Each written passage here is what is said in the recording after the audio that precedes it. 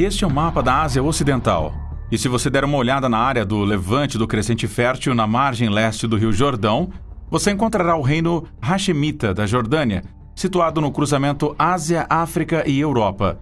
A magnífica nação faz fronteira com o reino da Arábia Saudita ao sul e ao leste, com o Iraque ao nordeste e com a Síria ao norte. O oeste da Jordânia faz fronteira com a Cisjordânia Palestina, Israel e o Mar Morto. A costa no Golfo de Aqaba, Mar Vermelho, fica no noroeste da Jordânia e tem 26 quilômetros de extensão. Ela separa a Jordânia do Egito. O país cobre uma área de 89.432 km². A distância entre seus pontos mais ao norte e mais ao sul, Qais e Aqaba, é de cerca de 400 km². Amman é a capital e a maior cidade do país. É também o centro econômico, político e cultural do país.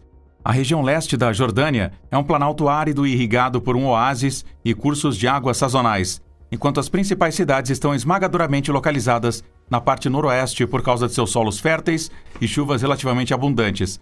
A Jordânia moderna tem sido habitada por humanos desde a Era Paleolítica. No final da Era do Bronze, 3 reinos distintos surgiram na região: Amon, Moabe e Edom. Os Nabatáins árabes estabeleceram seu reino no século III a.C. A capital deste reino era Petra. Outros governantes notáveis da região transjordaniana incluem o assírio, o babilônio, o romano, bizantino, Rashidun, Umayyad, Abássida e o Império Otomano. O Império Otomano foi dividido pelos britânicos e pela França após a Guerra Revolta Árabe de 1916 durante a Primeira Guerra Mundial e logo após o emir Abdullah I, que era um Hashemita, ter estabelecido o Império da Transjordânia em 1921. O Emirado se tornou um protetorado britânico. Entretanto, após o fim da Segunda Guerra Mundial, a Jordânia se tornou independente em 1946. A nação semiárida tem uma população de mais de 10 milhões de habitantes, fazendo dela o 11º, o país mais populoso do mundo. A Jordânia também faz parte da Terra Santa, que é um destino popular de peregrinação. Com mais de 100 mil sítios arqueológicos, religiosos e turísticos, o espetacular país ostenta uma história cultural e cientificamente rica. Desde a represa mais antiga do mundo até as estruturas e estátuas antigas, todos os tipos de estruturas e artefatos inacreditáveis e aterrorizantes que datam de milhares de anos atrás foram descobertos. Embora a característica natural mais intrigante do reino Hashemita seja o misterioso Mar Morto, que tem deixado os cientistas perplexos por décadas. O Mar Morto, também conhecido como Lago Salgado, faz fronteira com a Jordânia, a leste, e a Cisjordânia e Israel, a oeste. Deitado no Vale da Fenda do Jordão, o mar é alimentado principalmente pelo Rio Jordão. A partir de 2019, a superfície do lago está a cerca de 430,5 metros abaixo do nível do mar, o que significa que suas margens são a mais baixa elevação terrestre do planeta. A 304 metros é o lago hipersalino mais profundo do mundo, com uma salinidade de 343 gramas por quilograma. É considerado como um dos corpos de água mais salgados do mundo, quase 9,6 vezes mais salgado que o oceano. O lago tem uma densidade de 1,24 kg por litro, então nadar nele é como flutuar. Os cientistas inicialmente acreditavam que a salinidade deste corpo de água único produzia um ambiente incrivelmente duro que não poderia suportar a vida animal ou vegetal. É também por isso que foi batizado de Mar Morto. É verdade que a alta salinidade impede que organismos macroscópicos como peixes e plantas aquáticas vivam nele, mas os pesquisadores encontraram quantidades minúsculas de bactérias e fungos microbianos na água.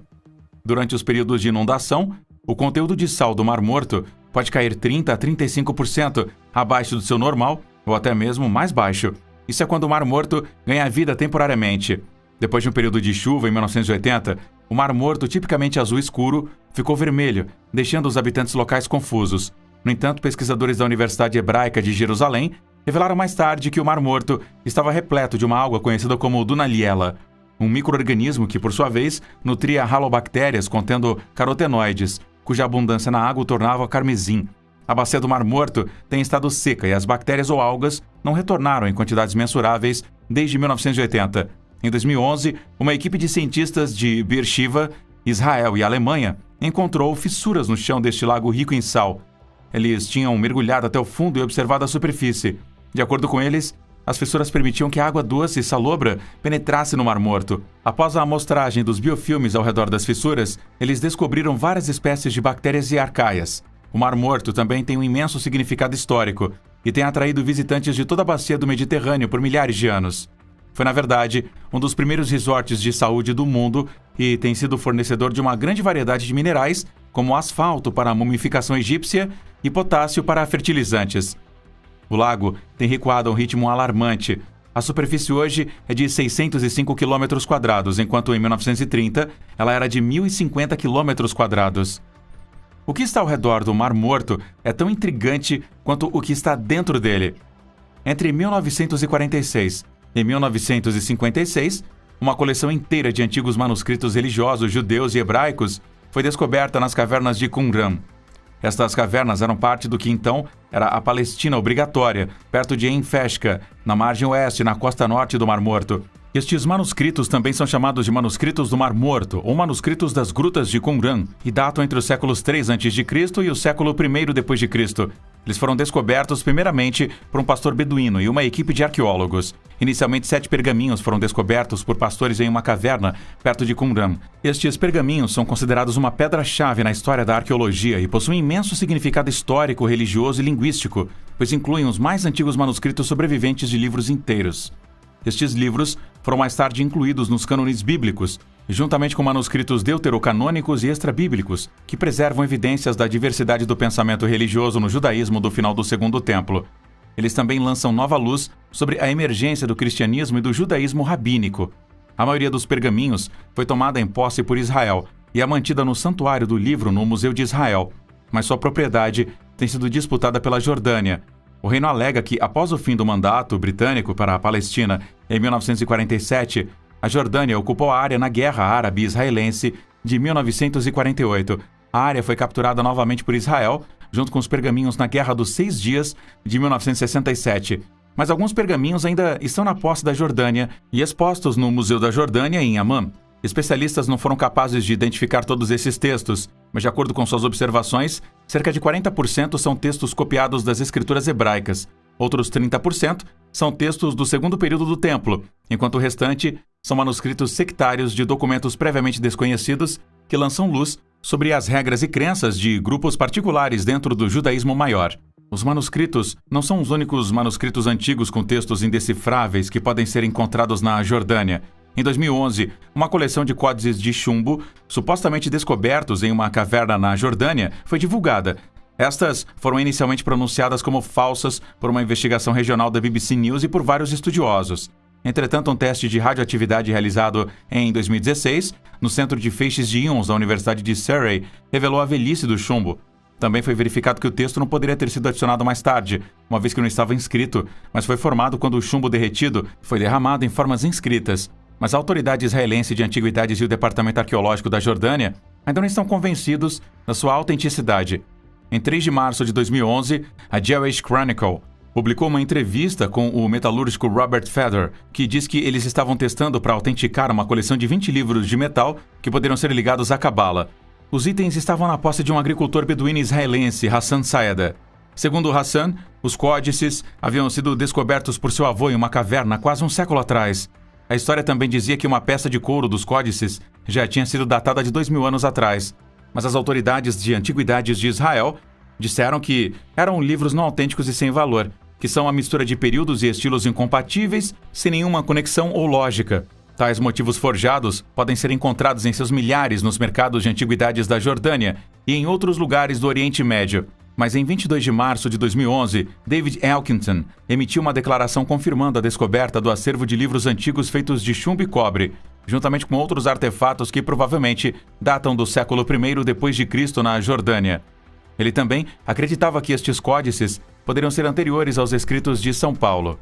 Muitos dos principais acadêmicos pensavam que estes poderiam ser tão importantes quanto os manuscritos do Mar Morto. De acordo com Elkington, o achado consistia em cerca de 70 livros com anéis de chumbo e cobre. Muitos foram selados em todos os lados. Pergaminhos, tabletes e outros artefatos como uma tigela de incenso também foram encontrados no mesmo local. Algumas das páginas de chumbo foram escritas em uma forma de arcaicos roteiros hebraicos com antigos símbolos messiânicos, enquanto algumas das escritas parecem estar na forma de código. O diretor do Departamento de Antiguidades da Jordânia, Zayad al-Saad, diz que os códices poderiam ter sido feitos por seguidores de Jesus nas poucas décadas imediatamente após a sua crucificação. De acordo com um artigo da BBC, os livros consistem de 5 a 16 folhas ou pratos, cada um do tamanho de um cartão de crédito. Eles são feitos de chumbo e cobre e unidos com anéis em um dos lados. Enquanto Elkington ainda sustenta que os códices são confiáveis e têm 2.000 anos, o Departamento Jordaniano de Antiguidades refutou as afirmações dizendo que não há provas sólidas que sustentem a autenticidade desses códices. Recentemente, arqueólogos trabalhando nas profundezas do deserto da Jordânia descobriram um complexo ritualístico de 9.000 anos de idade, perto do que eles acreditam que poderia ser a mais antiga grande estrutura de construção humana conhecida no mundo. O local do Santuário da Idade da Pedra foi escavado em 2022 e, de acordo com especialistas, foi usado por caçadores de gazelas nos tempos antigos. Ele apresentava figuras esculpidas em pedra, um altar e um modelo em miniatura de uma armadilha de caça em larga escala.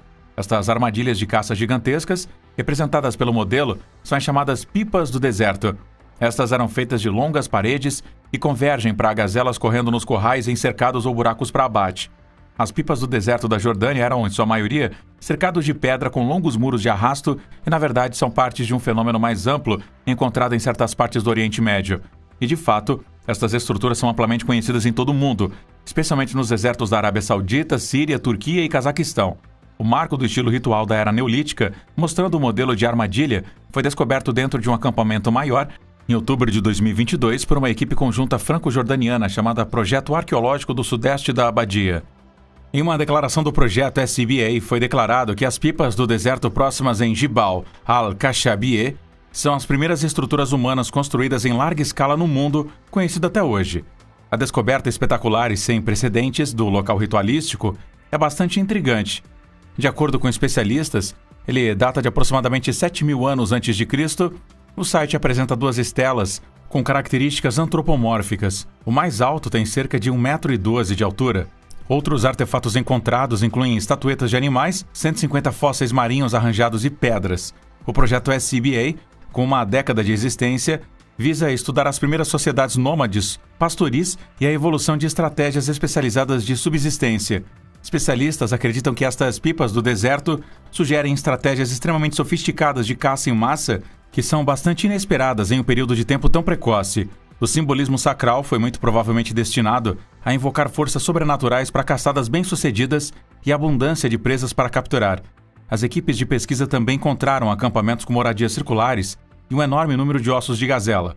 A descoberta está sendo saudada como resultado tanto para o mundo científico quanto para a Jordânia, pois nos deu um testemunho inestimável da vida histórica no Oriente Médio e de como suas tradições e rituais estavam à frente do tempo. Se os ossos dos animais em um santuário de caçadores eram fascinantes, você está prestes a fazer uma surpresa com a próxima descoberta de Badia, uma vila neolítica localizada a cerca de 14 quilômetros ao norte de Petra.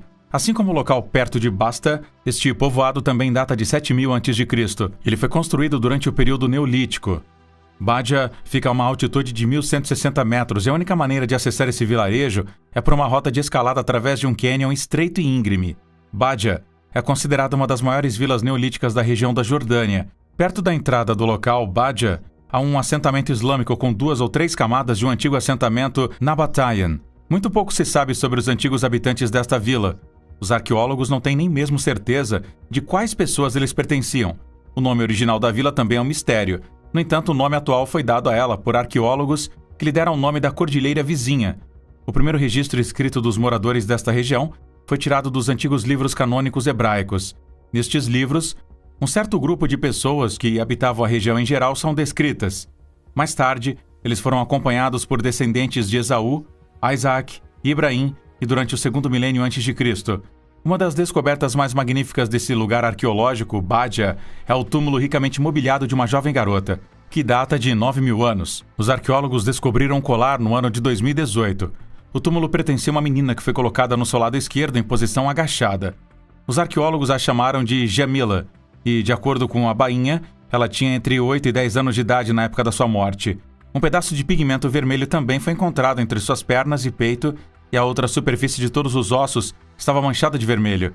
Entretanto, o nódulo de pigmento não era a fonte do pigmento, e nenhum pigmento havia sido aplicado diretamente em seus ossos. Contas de um colar de várias cordas ligadas a um espaçador central de anéis de pérolas foi encontrada no pescoço, peito e ombro. A maioria das 2.600 contas eram pequenos discos de anel feitos de pedra calcária vermelha. Alguns também eram em forma de barril e cilíndricos. Os cordões de conta dominantes vermelhos foram intercalados com contas cilíndricas brancas feitas de conchas de amêijoas fossilizadas. Havia 5 contas de disco azuis e 2 contas hematitas esféricas pretas também. O túmulo é incrivelmente raro e é construído usando 80 placas de pedra de areia e fragmentos. 3 grandes lajes foram os principais elementos estruturais. Os detalhes e a tensão visíveis no túmulo sugerem que a criança tinha um alto status social desde a tenridade, que, por sua vez, sugere que a estrutura social hierárquica existia na Bádia neolítica. Outra descoberta espantosa do sítio arqueológico Shubaika I deixou os arqueólogos e historiadores ainda mais perplexos do que a tumba de Djamila. Os pesquisadores encontraram restos carbonizados de pães planos cozidos por caçadores-coletores há 14.400 anos no sítio arqueológico no nordeste da Jordânia. Os restos de pão são a mais antiga evidência direta de pão encontrada até hoje e, na verdade, é anterior ao advento da agricultura por pelo menos 4.000 anos. Especialistas acreditam que a produção de pão baseada em cereais provavelmente inspirou caçadores-coletores a cultivar os cereais e assim contribuiu para a revolução agrícola no período neolítico. De acordo com a Maya Hans Otaeg, uma arqueobotânica da Universidade de Copenhague, a presença de alimentos carbonizados nas lareiras de Shubaika é uma descoberta de mudança de caça que nos deu a chance de caracterizar práticas alimentares com 14.000 anos de idade. Os 24 restos analisados no estudo mostram que ancestrais selvagens de cereais domesticados como cevada e aveia tinham sido moídos, peneirados e amassados antes do cozimento. Estes restos são muito semelhantes a pães planos sem fermentos encontrados em vários locais neolíticos e romanos na Europa e na Turquia. Isto fornece evidências de que produtos semelhantes a pão foram produzidos muito antes do desenvolvimento da agricultura. Shubaika consiste de 2 edifícios bem preservados e sobrepostos, um dos quais é uma estrutura semi-subterrânea com um pavimento de pedra cuidadosamente construído, feito de pedras basálticas locais.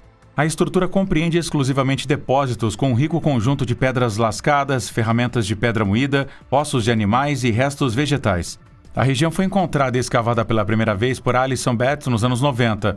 Dr. Tobias Richter, um arqueólogo da Universidade de Copenhague, que liderou as escavações no local de Shubaika, os caçadores-coletores de Nutafian são de particular interesse para nós, porque eles viveram em um período de transição quando as pessoas se tornaram mais sedentárias e sua dieta começou a mudar. As lâminas de foice de sílex, assim como as ferramentas de pedra moída, encontradas nos locais de Natufian, há muito tempo levaram os arqueólogos a suspeitar que as pessoas começaram a explorar as plantas de uma maneira diferente e talvez mais eficaz. Sendo a mais antiga evidência de fabricação de pão, o pão plano em Shubaika mostra a panificação que foi inventada antes de termos o cultivo de plantas. A produção de pão envolveu o processamento intensivo de mão de obra, que inclui descascar, moer cereais e amassar e assar. O fato de que ele foi realmente produzido antes do início do cultivo sugere que ele foi considerado especial, e o desejo de fazer mais deste alimento especial muito provavelmente contribuiu para a decisão de começar a cultivar cereais. Se você olhar mais de perto o mapa da Jordânia, você vai notar a antiga cidade de Petra, localizada a cerca de 150 milhas ao sul de Jerusalém, e a capital da Jordânia, Amã. Ela está situada a meio caminho entre Damasco e o Mar Vermelho, e devido a esta posição ideal, a cidade tem sido um centro de comércio na região desde os tempos antigos. Petra também é chamada de Cidade das Rosas por causa da cor das pedras utilizadas em seus edifícios. A magnífica cidade data do século IV a.C. e foi estabelecida pelos nabateus como um posto de comércio. A técnica para construir a cidade foi chamada de corte de rocha. Após sofrer múltiplos ataques e ser conquistada pelos gregos, romanos e bizantinos, a cidade rica perdeu sua posição e no início do século VIII d.C., Petra foi largamente abandonada. Os antigos residentes de Petra podem ter perdido o interesse pela cidade, mas os arqueólogos modernos consideram-na um tesouro de conhecimento, especialmente depois que um monumento colossal foi descoberto enterrado sob as areias do Patrimônio Mundial de Petra alguns anos atrás. Foi revelado em um estudo publicado nas Escolas Americanas de Pesquisa Oriental que os arqueólogos usaram imagens de satélite, fotografias de drones e levantamento no solo para localizar o achado. A enorme plataforma é quase tão longa quanto uma piscina olímpica e tem o dobro da largura. De acordo com pesquisadores, a estrutura é diferente de qualquer outra que eles encontraram no local antigo. O estudo descreve-a como escondida à vista de todos. A cerâmica de superfície indica que a plataforma foi construída em meados do segundo século a.C., quando Petra era um próspero e rico centro de comércio. Alguns acreditam que a estrutura poderia ter servido como um local cerimonial. Na pesquisa também foi revelado que uma plataforma menor, contida dentro de uma maior, também foi encontrada. Ela uma vez estava alinhada com colunas de um lado e uma vasta escadaria do outro. Christopher Tuttle, o diretor executivo do Council of American Overseas Research Centers, declarou que alguém em décadas de escavação tinha que saber que a estrutura estava lá, mas ainda não tinha sido escrita. Ele também disse: "Eu trabalho em Petra há 20 anos e eu sabia que algo estava lá, mas certamente é legítimo chamar isto de uma descoberta." Assim como a plataforma de Petra, o antigo mistério arqueológico permaneceu escondido sob as características modernas da capital da Jordânia, Amman. Durante os trabalhos de escavação para instalar um sistema de drenagem de água no centro de Amman, um sítio arqueológico romano com banhos e um crematório foi desenterrado. Os banhos romanos do segundo século com adegas aquecidas e um crematório foram encontrados no local exatamente em frente ao anfiteatro romano. As autoridades locais estavam instalando um sistema para controlar as inundações que danificaram lojas e sítios arquitetônicos na área. Estes locais poderiam ter acabado completamente submersos pelo rio Amman entre 1964 e 1971, já que o rio geralmente inundava as áreas vizinhas no inverno. Mas agora, o rio foi completamente coberto e pavimentado. Murad Kalalder, um professor de arquitetura e planejamento urbano da Universidade Aplicada Al-Baqa, enfatizou que o local precisa ser preservado e quaisquer tentativas de remover o balneário devem ser interrompidas. Autoridades pararam as obras de infraestrutura que poderiam ter danificado ainda mais o local, que agora é considerado tão significativo quanto os banhos romanos de Beirute. Os restos de fornos nos banhos são um sinal de um elaborado sistema de aquecimento que, segundo arqueológicos, é a primeira descoberta entre os restos da antiga cidade de Filadélfia, sob a qual Amman foi construída. A infraestrutura e um rápido crescimento e o planejamento urbano aleatório já danificou as camadas antigas das civilizações enterradas sob as mesmas. A crescente população da cidade nas últimas décadas, por causa da turbulência regional e das ondas de refugiados da Guerra Árabe-Israelense, também piorou as coisas. Agora os arqueólogos e historiadores estão preocupados que os projetos de desenvolvimento desmantelem as relíquias antigas e preciosas. Estima-se que cerca de 100 mil sítios arqueológicos existam na Jordânia, mas apenas 0,02% deles foram registrados até agora. Agora, as pessoas na Jordânia estão acostumadas a acordar para novas descobertas arqueológicas, mas em 2021 elas encontraram algo incrivelmente misterioso e inquietante. Os locais e as autoridades ficaram perplexos com um pequeno corpo de água localizado perto do Mar Morto, que subitamente se transformou em uma poça de sangue. A água nessa piscina vizinha ao Mar Morto ficou misteriosamente vermelha de sangue. Fotos deste estranho fenômeno foram compartilhadas por vários usuários da mídia social e eles mostraram a água de cor vermelha profunda, cuja causa ainda permanece inexplicada. O Ministério da Água da Jordânia enviou equipes técnicas para colher amostras e fazer testes para descobrir o que causou a mudança tão rápida da cor da água. Alguns teóricos da conspiração até mesmo disseram que poderia ser a praga bíblica do sangue, pois a piscina está localizada no que costumava ser a região bíblica de Moabe. A costa leste do Mar Morto, onde a piscina vermelha de sangue está localizada, também é o lugar onde duas das cidades lendárias de Sodoma e Gomorra estavam antes de serem destruídas por Deus por sua desobediência, de acordo com a história. Mas os cientistas acham que a razão por trás desta mudança de cor é bastante simples. De acordo com Sakr al-Nussur, o chefe do Sindicato de Geólogos da Jordânia, apontou que a cor vermelha poderia ter sido causada por algas, óxido de ferro ou pela adição de substâncias pelas pessoas para mudar a cor da água. Um porta-voz do Ministério, Omar Salama, disse aos noticiários que o lago é bem pequeno e isolado das águas do Mar Morto. Muitos jordanianos, entretanto, pensam que a piscina foi poluída ou usada como lixeira para resíduos químicos nocivos pelas autoridades locais e agora eles estão tentando encobri-la através de possíveis razões que não fazem sentido. Eles poderiam estar em cima de algo devido a um evento similar que assustou as pessoas quando o rio Alexander correu vermelho sangue em 2020, por causa do sangue de matadouros na margem oeste que correu para o rio, de acordo com um relatório da Sociedade para a Proteção da Natureza em Israel. Agora este permanece um mistério.